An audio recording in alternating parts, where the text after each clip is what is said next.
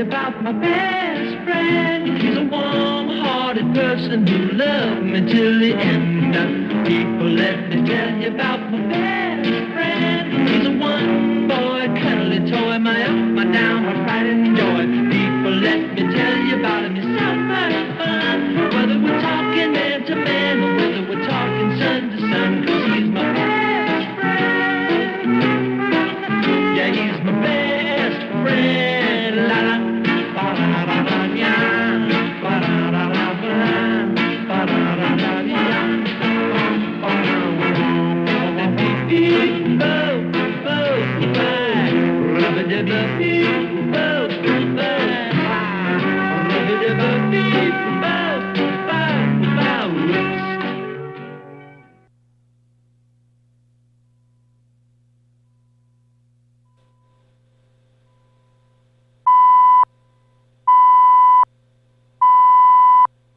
And joining us now from the Metro News newsroom, our good friend Chris Lawrence. Hello, friends. How are you, Chris? Doing well. Well, what's Hank been up to lately?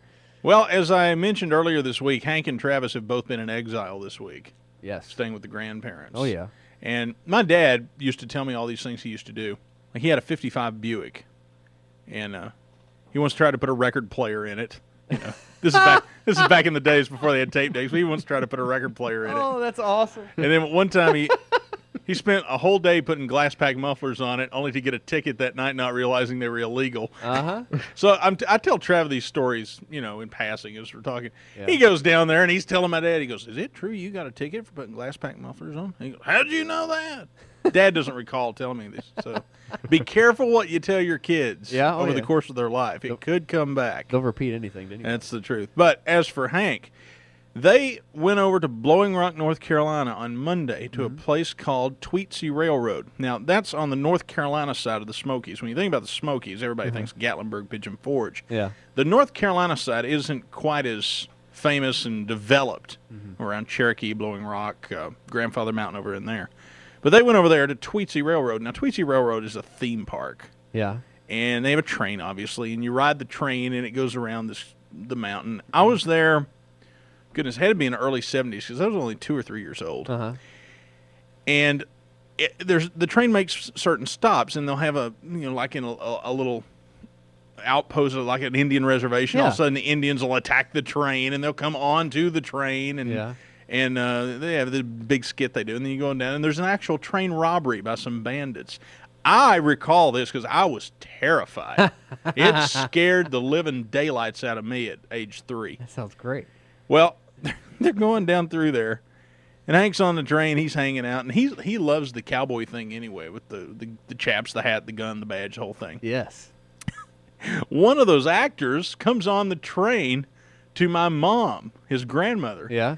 And he says, and he's got the bandana over his face, and he's got the the silver pistol, 6-shooter and stuff. He goes, "I want that bracelet, lady." And Hank looked at him and goes, "Back off, man." To which the actor must have been speechless and said, "Okay, I'll come back later." And got off the train. That's awesome. Back off, man. Hank Earp. He wards off the criminals. That's my granny you're talking to, pal. Show some respect. That is awesome. You see, he just yelled at him, "Back off!" Yes. He was telling me about it last night. He was on the phone. He called. He was telling me about it. I said, the listening audience will love to hear this one. Hank Earp in action, the lawman protecting the train. And at the same time, his brother Trav, who's 11 and is embarrassed by anything remotely not related to his age group, is probably sitting over there going, "Oh, my God, I can't believe I'm here with him."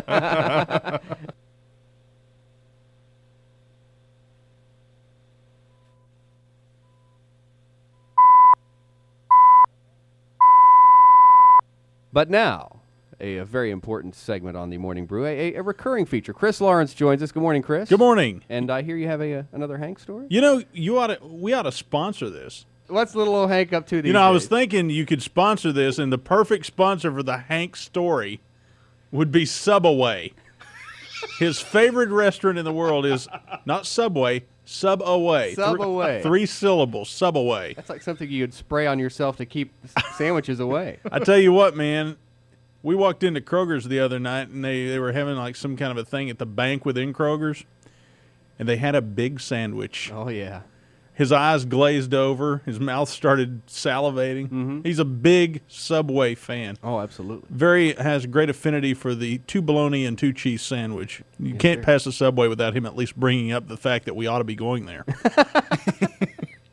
But he and Travis have been going to Bible school this week at our church.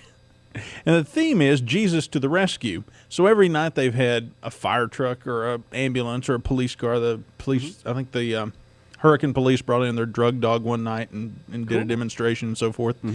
So last night they were supposed to get a visit by HealthNet.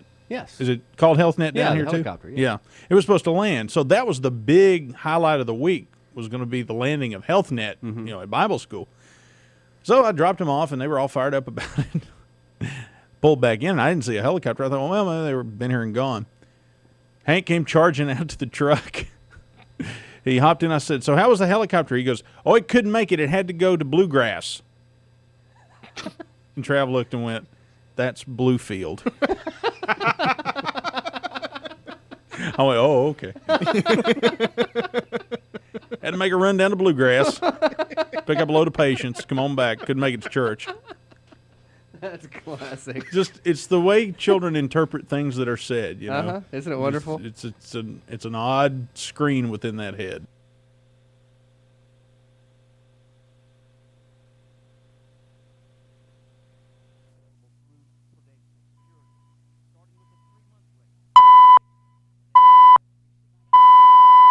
Chris Lawrence back in the studio this morning, making his first official appearance on the Morning Brew webcam. Good morning, Chris. Good morning. Well, what's good old Hank up to these days? Well, as I said, Hank is in Morgantown, staying a week with the grandparents. Yeah. Travis is at camp in Morgantown, so Hank decided to hang out with the grandparents. Always fun. But Travis didn't go to camp till Monday, so they went up Friday. They had the weekend where they were still together. And they're typical brothers. Trav's 11, Hank's 5. And like Wally and the Beeve. Well, it's more like 2 pit vipers in a box. I understand. So they're in Kroger's the other day, and with my mother-in-law, and they're bickering back and forth and carrying on. And my mother-in-law's at her wit's end with them. She looks at Hank and she goes, "Will you hush or just get lost?" Wow. Not even, just kind of said it that way. Not as malicious as I said it, but that kind of came out. So about 5 minutes later, Hank's nowhere to be found. Hank is nowhere to be found. He's gone. And she panics.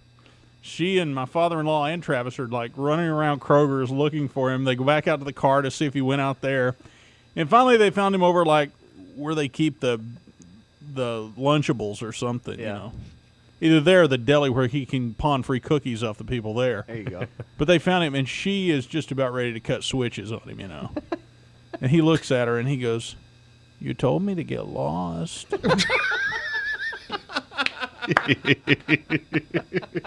And she's telling my wife that. My wife went, "Well, you did." So he got lost in Kroger's on purpose. Let me tell you, though, Hank is never lost in a grocery store. He's never anywhere more at home than in a grocery store. Really? He is an eating machine. You're kidding. He's got like 6 hollow legs. He's amazing. Yes. He'll be eating lunch and asking what's for supper, And when can I have my snack? If I eat a snack now, can I have another one before supper? That kind of sounds like my wife.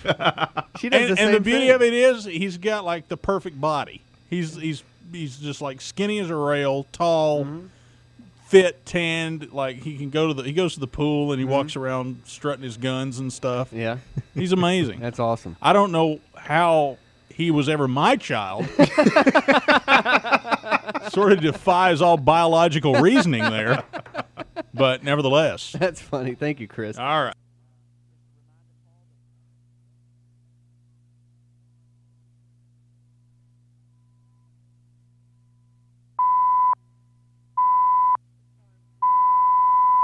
It's time for another Hank story. Well, what's Hank up to these days? Well, yesterday afternoon we had the nice weather, you know, Sure. and I was home a little early, and I went in, and they were just getting out of bed about 9:30. School's starting soon, buddy. Yes. Y'all enjoy that now. Yeah. So I said, all right, everybody up, get your work clothes on. We're going to the yard. Oh. And after the obligatory, I said, get them on. So they get their clothes on, they come outside. I said, Trav, you're on the mower. Hank, you're on the broom. I got the weed eater. That's the way we always do it. Yeah. Well, we started mowing. It was too wet. So they said, well, it's too wet to do this. I guess we're just going to have to, wait till later today. I went, yeah, you're right. It's too wet to mow. Come on in the garage. We're going to clean it out while we wait. So we got in there and got into that, and the garage was just a mess. It hadn't been touched in, 6 months because, just that's where things end up is in the garage. Sure. We found 2 or 3 items in there, that the FBI's been looking for, I guess. So A Japanese soldier didn't know the war was over. Yeah, exactly. It He wanted to clean your carpet. It was the strangest thing. Yeah. I'd rather him clean the garage. Inside joke there that nobody remembers. Anyway, Hank's a broom man. Hank is the broom man. So he's got the broom, and he's sweeping up one bay of the garage. Uh-huh. And Travis is doing something. I've got him untangling rope or something. I Yeah. don't know what else. But I had the vacuum cleaner. It's not a shop vac, but I like to call it a shop vac because every real man has a shop Absolutely. vac. Mine's actually like the Sears that my wife uses, and I just took it in the garage. Oh, that's pretty It was a sad. vac in the shop. So, so I was vacuuming off the workbench, all the shavings and so forth. And Hank, he is into it. He is meticulously pulling the dirt over into a pile, doing a good job. Yeah. And I've got the vacuum cleaner running, so I just step over behind him. And what he would do, he would pull it right up between his feet to the pile and then walk away from it with his back turned to the pile. And he'd keep pulling it back to the pile. So he walked over one time, and I looked at Travis, and I just stuck the hose down there from the vacuum cleaner, sucked up the pile. Pile's gone. And it just went back to what I was doing. Hank came back, and he's looking down, and he starts looking around, and he goes, I lost my pile. Where's my pile? Where'd my pile go? And Trav and I both looked at him and went, what pile? You didn't have a pile there. He's wandering around the room going, where's the pile? Oh. No pile. I don't think there was ever a pile on that spot. In fact, I don't think you swept this garage. You need to do it all over again. And then after a while, when he was finally so frustrated he was ready to run off and whine to his mother, I said, I'm just kidding. That's funny. And in classic Hank fashion, when you just go, when you say I'm sorry, he goes, that's okay. That's classic. Thank you, Chris.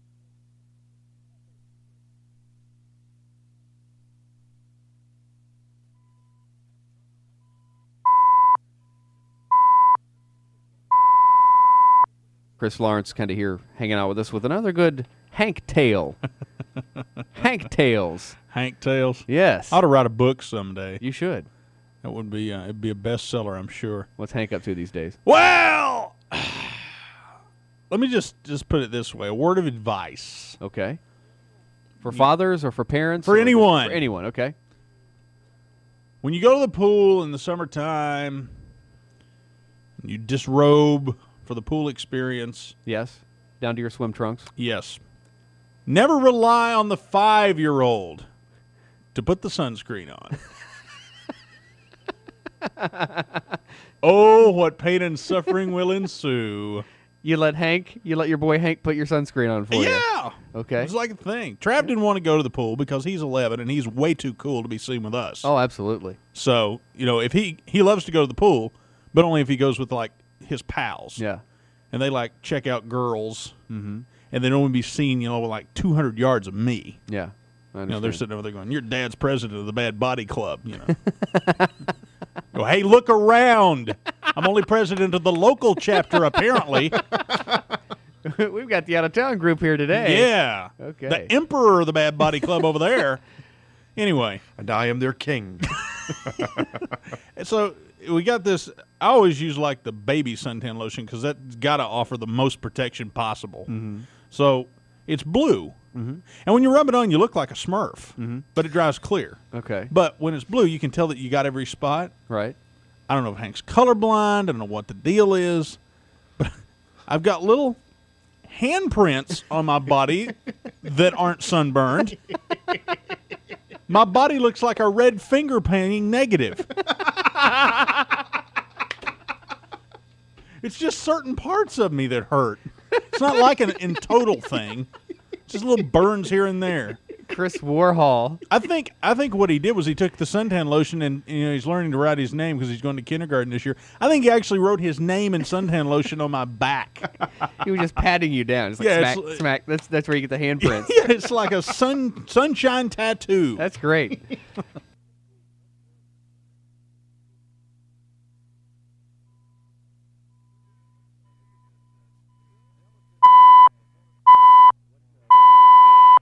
What was going on with Hank last week? Well, obviously, all of the activities surrounding these attacks led to a massive amount of patriotism. American flags started springing up everywhere.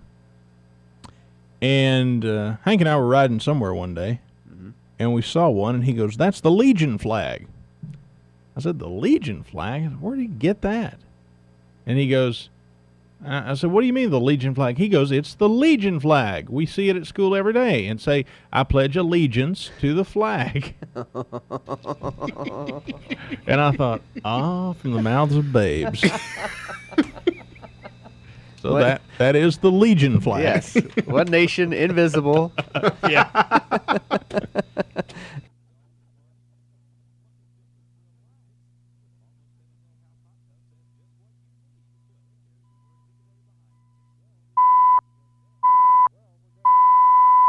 Well, we're dedicated to breaking news here in the newsroom, so Yes. this one actually developed this morning, and my sources tell me, my wife Yeah. says, she called me up and she goes, "Oh, just wanted to tell you the story of the morning." And I went, "Oh, what's that?" She goes, "Hank and Travis always head to the bus stop together. It's probably a couple hundred, maybe 300 yards down to the end of the street to where they catch the bus, and they have to cross a pretty busy road to where the bus picks them up. And so Travis is told to keep an eye on his brother. Right. Sibling rivalries being what they are, my wife does not understand the bitterness between those two. Really? And they are constantly at each other. And I told her, I said, just relax. I mean, I'm the oldest of four. I know all about it, the childhood warfare that goes on. But they're on their way down to the bus stop. Sam's in the house feeding the baby.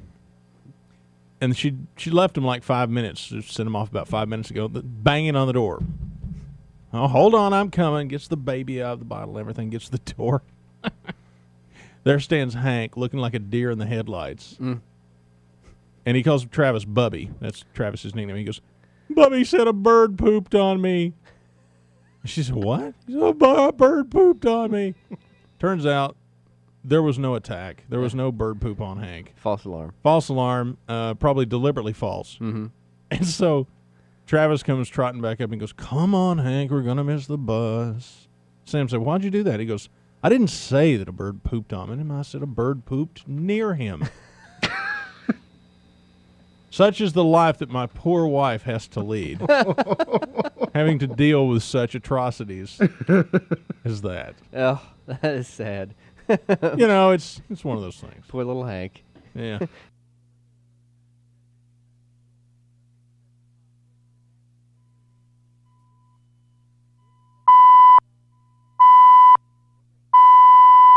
What's up with Hank these days? Well, Hank showing great resiliency and toughness. Yes. It was. I got home a little late Monday. He gets home about 3. I was driving up the street and he was walking home from the bus stop, and I said, "You want to ride?" And he hopped in the back of the truck because it's only a couple hundred yards to the house, so in the street you go pretty slow. So he's riding in the back of the truck up there, and I pull in the driveway and I get out and he stands up and he's standing by the cab of the truck, and as I turn around, I kind of do a 360-degree turn after I get out of the truck, and as I'm turning, I just close the door. I didn't realize that his hand was there. Oh, no. The door slammed on his hand. Oh. And he's looking at me. He's going, "Hey, hey." And I looked, and the door is literally latched shut, and his hand is stuck in there. Oh, my God. And I went, "Ah!" And I opened the door, And he pulled it out, and all it had was his pinky, and it was like right at the knuckle was smashed and blue and starting to swell. Oh. And then, of course, stupid me, if I'd have just gone, oh, well, you'll be all right, it'd have been okay. But no, I went, oh, man, let me see that. And then he started whimpering and crying. Yeah. But you could tell they were token tears. He didn't really want to cry. Yeah. And I said, make me a fist. And he balled it up in a fist. And I went, well, okay, get Mama to put some ice on it, you'll be okay. But just amazing toughness. Had that been me, I would have rolled around for 6 or 7 days, milking it for all the sympathy I could. Absolutely. But he just kind of went, no, well, and like 3 minutes later, he was out riding his bike. He didn't care. Because if you said, I'm really sorry about that, he would have gone, that's okay. Yeah, exactly. Bring it on. Last night, I got him pretty good. He's got a friend across the street named Megan. And he came up and he hollered. He says, can Megan and I go for a walk? Ooh. I said, you going to hold her hand? He goes, yeah, probably. I said, oh, okay. Starting young. Didn't even enter his mind that there was anything there. He just said, yeah, probably. That's cool. Very nice.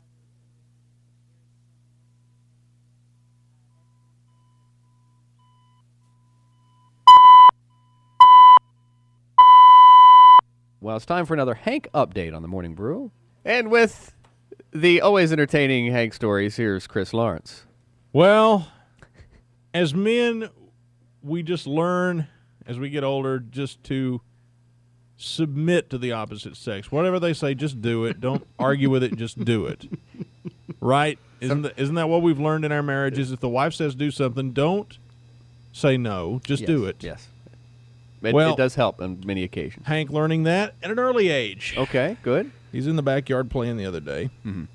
The neighbor's Shannon, and Shannon is one of those girls or one of those children who is 7 going on 21, extremely mature, extremely intelligent, talks with a tremendous vocabulary. Mm-hmm. Very, very brilliant girl. Mm-hmm. She loves dogs, and she's got 2. She's got Max the Basset Hound. Mm-hmm. And Max is like 100 years old. Yeah. And then they've got this pup named Rascal. And Rascal drives Max nuts. But Rascal is Shannon's dog. Uh-huh. So I'm watching him out the window, and Hank's playing in the backyard with Ranger, and she's out there with Rascal. And she's chasing Rascal around the yard. She finally gets him, puts a collar on him with a leash. Mm-hmm. Hooks a leash to him, and drags him over to the fence that separates our yards. Mm-hmm. And she hollers at Hank, Hank, come over here. I need you to hold Rascal. Hank dutifully walks over, and he's got the leash on his side of the fence, holding the dog.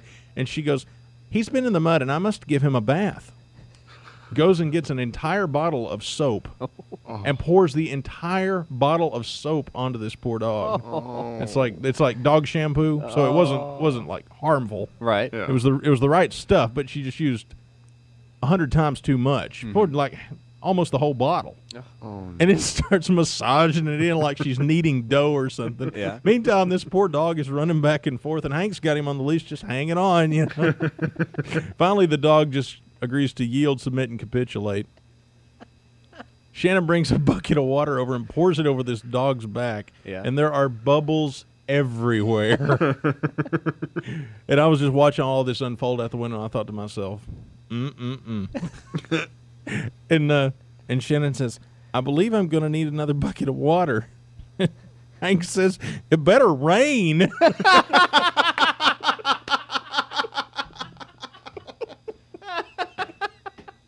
You're going to need a thunderstorm to get all that soap off there. But the next day, I don't know whatever happened. Hank eventually let go of the dog, and it worked out okay because I saw Lucky the next day, and boy, was he clean as a whistle. Uh-huh. I think her Shannon's mom probably had to step in and complete the task. Yeah, that's funny. But Lucky the clean, or Rascal. Lucky was his brother. Rascal the clean dog. Lucky and Rascal. Yeah. I thought you were going to tell me that the dog took off and just dragged Hank right into the fence since he was holding the leash on the other side of the fence. No, it's wham. It's not. I'd say the dog's probably not over a year old. It's not that big of a dog. Yeah. It's just basically still a pup. I understand. And poor Max, it drives him crazy. That's funny.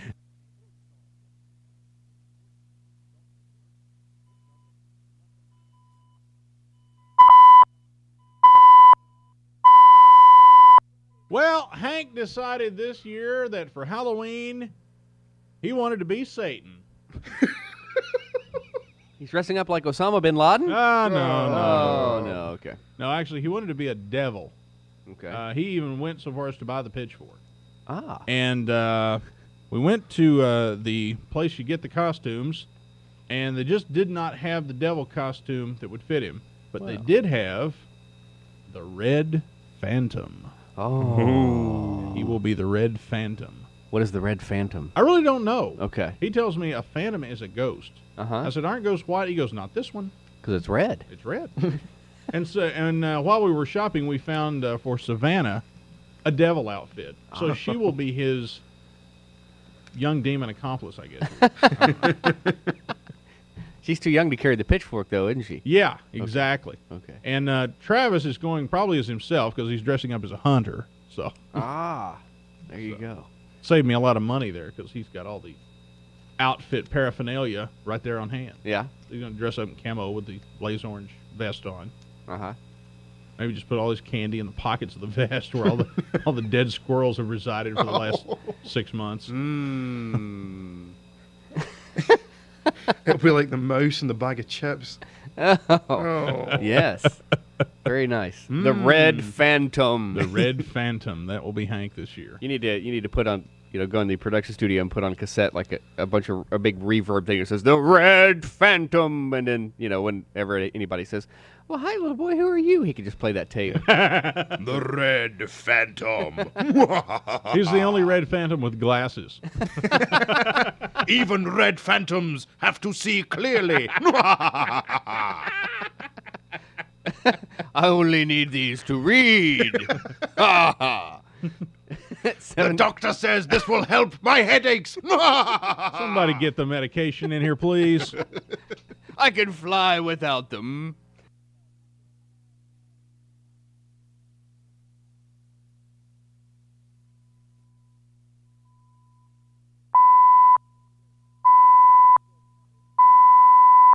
And with another Hank story, here is Chris Lawrence. I got to start compiling a book. Yes. I got to put it together. that's what I need is one more thing to do. The Lawrence Home Companion. Yeah. Yeah. It would be good reading. Sure. Good reading. Anyway, in the latest trial and tribulation in the life of Hank, we were at church Sunday night where they had Vespers outside, and they had a fire going, and people sit around, and the minister was playing his guitar, and we were all singing songs and sharing fellowship. So the thing was breaking up, crowd was dispersing, everybody going home, and Hank went over to the minister, just kind of climbed up on his lap and said, "I want to play." So Hank took the pick and started strumming. And the minister was working the chords out with the left hand out on the neck of the guitar. Yeah. So that all Hank had to do was strum, and it sounded good. Mm-hmm. Well, he's going along, and he's strumming pretty good. He is Hank after all. And I told, and then when he got done, everybody clapped and said, "Hey, good job, Hank, nice job." He goes, and then the minister went back to just picking to himself and playing a little bit. And Hank looked over at him, he goes, "If you keep practicing like that, Rob, someday you'll be as good as me." And someday the crowd will clap for you. I told Rob, I said, "It's just what you've always wanted, Rob, to be able to play like old Hank." That's classic. He's a character. Yes, sir. He's a pickin' and you're a grinning.